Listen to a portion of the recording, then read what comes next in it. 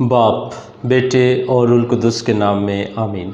मूसा production TV में आप सबको खुशामदीद। आज हाजिर हैं आपकी खिदमत में कलाम की मीठी बातों के साथ। सो आए कलाम मुक़द्दस में से हम सुनेंगे आज मुक़द्दस लूका की इंजील, उसका 17वां बाब और उसकी 11 आयत से। सो कलाम मुक़द्दस के अंदर कुछ यूं मरकूम है। और ऐसा हुआ कि जब वो यरूशलेम को जाता था तो सामरिया और जलील के बीच से होकर जा रहा था। और जब वो एक गांव में दाखिल होने लगा तो 10 मबरूज़ आदमी उससे मिले। वो कुछ फासले पर खड़े हो गए और बुलंद आवाज़ करके बोले, ए यसू, ए उस्ताद, हम पर रहम कर। उसने देखकर उनसे कहा कि जाओ अपने आप को काहनों को दिखाओ। और ऐसा हुआ कि वो जाते जाते पाक साफ हो गए। उनमें से एक ने जब देखा कि मैंने शिफा पाई तो बुलंद आवाज़ से खुदा की तमजीद करता हुआ लौटा और उसका शुक्र करता उसके कदमों पर मुंह के बल गिरा। और वो सामरी था। और यीशु ने खिताब करके कहा, क्या 10 पाक साफ ना हुए? फिर वो 9 कहाँ है?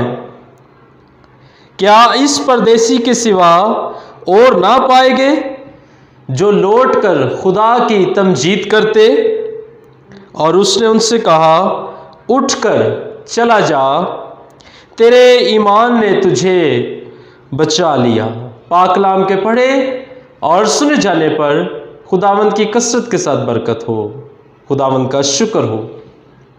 अजीज़ मोमिनीन, खुदा में यीशु मसीह के नहायत दिल से शुक्रगुजार है कि जिसने हमें ज़िंदगी दी, ज़िंदगी की सभी नेमतों रहमतों बरकतों से माला माल किया और ये आज का खूबसूरत दिन अता किया ताकि हम खुदा के फिर कलाम अक़दस के सामने जमा हों और उसकी आवाज़ को सुने और उस पर अपना कान लगाएं। सो आज कलाम मुक़द्दस के अंदर हमने देखा मुक़द्दस लूका जो है वो बयान करते हैं कोड़ के मुतल्लिक, कोड़ियों के मुतल्लिक के कोड़ और कोड़ी जो है वो क्या है। सो आए हम देखते हैं कि वहाँ का जो माहौल था, वहाँ के जो हालात थे वो क्या थे बीमारी के मुताबिक। जब खुदा यीशु अल मसीह हनूस वहाँ से जा रहे थे यरूशलेम की तरफ से, तो सामरिया और जलील के बीच से होकर जा रहे थे। जब एक गांव में दाखिल हुए तो कलाम के अंदर लिखा है कि 10 मबरूस आदमी, कितने? 10। सो मेरे साथ रहिए, कलाम के अंदर लिखा है कि 10 मबरूस आदमी यीशु को मिले। और कलाम के अंदर लिखा है कि खुदा में यीशु को उन पर तरस आया और वो बोले, ए यीशु, ए उस्ताद, हम पर रहम कर। आइए देखते हैं कोड़ क्या है। कोड़ मेरे अजीजों एक ऐसी मौलिक बीमारी थी, एक ऐसा मर्ज था कि जिसके लिए कानून ये था, अहकामात ये थे कि वो शख्स जिसको कोड़ का मर्ज लाहक है वो घर के अंदर नहीं रह सकता। उसका कोई ताल्लुक जो है वो रिश्तेदारों से नहीं, उसकी औलाद से नहीं, उसकी बीवी से नहीं, उसके वालिदैन से नहीं, उसके बहन भाइयों से नहीं, उसकी बरादरी से उसके कोई ताल्लुकात, उससे कोई रिलेशन नहीं है, वो उनको मिल नहीं सकता। उसके लिए कानून यह था कि उसने कहाँ रहना है, उसने वीरानों में रहना है, उसने कब्रिस्तानों में रहना है, उसने उस जगह पर अपना बसेरा रखना है जहां से लोगों का, आम लोगों का जो सेहतमंद है उनका गुजर ना हो, उस जगह पर उसने रहना था। और फिर उसके लिए हुक्म क्या सादर था कि उसने अपने गले में घंटी जो है वो डालकर रखनी है और जब उसने किसी शहरी इलाके से गुजरना है जहां पर इंसान बसते हैं तो उसने जोर जोर से घंटी को हिलाना है और ऊंची ऊंची आवाज से कहना है कि मुझसे दूर हटो, मैं कोड़ी हूं, मुझे कोड़ का मर्ज जो है वो लाहक है। और ये मर्ज मेरे अजीजों कोई आम मर्ज नहीं कि हम इसको समझ लें कि ये बड़ा एक हल्का सा मर्ज था कि जिसको कोई भी जो है वो तबीब जो था वो इस मर्ज को ख़त्म कर सकता था। ये लाइलाज मर्ज था। वो गो के उस जमाने में बहुत बड़े बड़े तबीब थे, बहुत बड़े बड़े डॉक्टर्स थे, आलम थे, लेकिन क्या हुआ, उनसे भी कोड़ का मर्ज जो था वो ख़त्म नहीं हो सकता था। अब ये 10 कोढ़ी बेचारे बैठे हुए थे बेयारो मददगार, और वहां पर उनका मददगार एक वसीला यस्सु अल मसीह बना। मजहर किब्रिया उनका वसीला बना, हाकमीनुल अंबिया उनका वसीला बना। मजहर किब्रिया, हाकमीनुल अंबिया, राह, हक और जिंदगी उनका वसीला बना, जो उनको राह निजात से लेकर राह शिफा तक लेकर जाए। शायद उन्होंने सुना होगा कि यहां पर कोई ऐसा शख्स आया है कि जिसके नाम से बदरूएं जो है वो निकल जाती हैं, जिसके नाम से मुर्दे जो हैं वो चलने लगते हैं, जिसके नाम से 4 दिन का मुर्दा लाजर जो है वो बाहर आ जाता है। इसी ईमान पर उन्होंने यीशु को आवाज दी और कहा कि ऐ उस्ताद, हम पर रहम कर, ऐ उस्ताद हम पर रहम कर। तो क्या हुआ कि यीशु वहां पर रुक गया और उसने देखकर उनसे कहा कि जाओ अपने आप को कायनों को दिखाओ। और ऐसा हुआ कि वो जाते जाते, मेरे अजीजों, क्या हुआ कि वो जाते जाते पाक साफ हो गए। यीशु ने सिर्फ अपनी जुबान मुबारका से अलकाबात सादर किए कि अपने आप को काहिनों को दिखाओ, क्योंकि काहिन जो थे उस वक्त तबीब थे और वहां पर वो सर्टिफिकेट देते थे कि अब ये मेडिकली तौर पर जो है ये फिट है और ये अपने घर के अंदर रह सकता है। मसीह खुदा में यीशु में मेरे अजीजों, यहां पर क्या होता है कि जब हजूर यीशु अल मसीह उनके पास से गुजरते हैं तो यीशु के जलाल की चमक उनकी जिंदगियों के अंदर आ जाती है।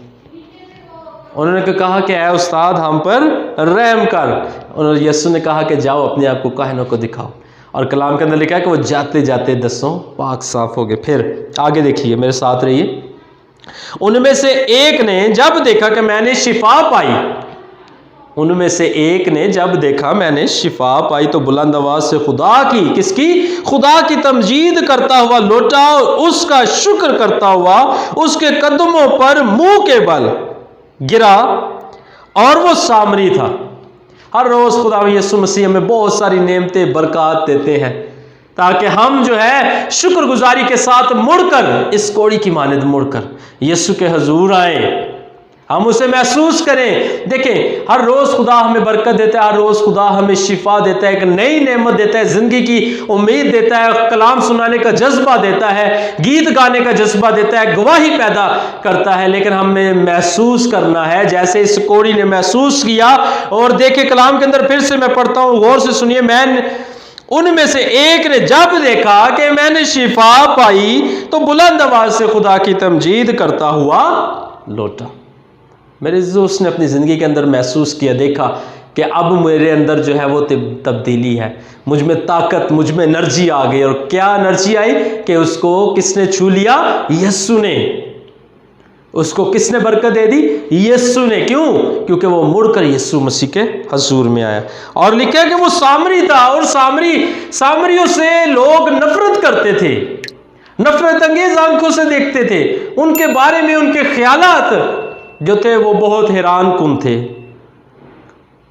लेकिन शिफा यीशु अल मसीह ने एक हुक्म सादर किया कि अपने आप को काहिनों को दिखाओ।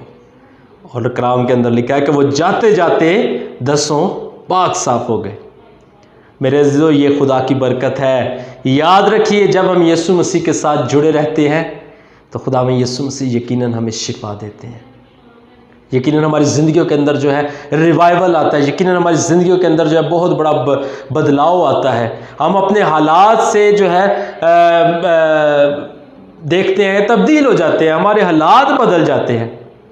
लेकिन जब हम यीशु के साथ हमारा ताल्लुक नहीं होता तो फिर हमारे पास सब कुछ होने के बावजूद भी कुछ नहीं है। आगे देखिए क्या लिखा है। यीशु ने खिताब करके उससे कहा, क्या 10 पाक साफ ना हुए? क्या 10 पाक साफ ना हुए? फिर वो 9 कहाँ है? 10 के 10 शिफा पाए, लेकिन उनमें से कितने वापस आए? सिर्फ एक परदेसी। कलाम के अंदर लिखा है कि एक लौट कर वापस आया और उसको यीशु ने क्या कहा? तेरे ईमान ने तुझे बचा लिया है। मेरे अजीजों, हमारा ईमान जो है वो बगैर अमाल के मुर्दा है। जब तक हमारे ईमान के अंदर जो है वो रूह की आग नहीं है, रूह का जुम्बश नहीं है, तब तक हमारा ईमान जो है वो नामुकम्मल है। और कैसे ईमान को हम मुकम्मल करेंगे? अमली जामा पहनाकर, यीशु पर ईमान रखकर, उसकी कवानीन, उसके बातों पर ईमान रखकर, तब हम यीशु मसीह के अच्छे सिपाही और अच्छे इंसान बनेंगे। हम खुदा में यीशु मसीह के शुक्र करते हैं कि जो हर रोज़ हमें कलाम के साथ जो है वो मुस्तफीद करता है। सो हमारे पास वक्त है कि हम हर रोज़ अपने घरानों के अंदर दुआ को लाएं, कलाम को लाएं। ये वक्त है दुआ का, ये वक्त है शुक्रगुजारी का, ये वक्त है इकट्ठे बैठकर जमायती तौर पर खुदा के हजूर कलाम की ज़ियाफत को पाने का। ये वक्त है अपने ख़ानदान को बिठाकर खुदा के जलाल का तजर्बा करने का वक्त है। मेरे अजीज़ों, आए अपने अपने घरानों के अंदर, अगर हम कलाम नहीं पढ़ते तो कलाम को खोलें, कलाम की ज़ियाफत को हासिल करें, कलाम के दस्तरखान पे बैठें और अपनी ज़िंदगी के लिए और अपनी आने वाली नस्लों के लिए ईमान को ले लें, मजबूती के साथ थामे रखें, ताकि यीशु का जलाल हमारी ज़िंदगियों के अंदर जो है वो हमेशा से हमेशा और अबदुल आबाद तक कायम रहे। सो खुदावंद मुझे और आपको ऐसा करने और समझने की तौफीक अता करे। आमीन। सो नाज़रीन, हमारे साथ जुड़े रहने के लिए हमारे चैनल को लाइक कीजिए, शेयर कीजिए और सब्सक्राइब कीजिए, और हर रोज़ दुआओं में हमें याद रखिए, और मसीह यीशु के नाम में आमीन। बाप, बेटे और रूह कुदस के नाम में।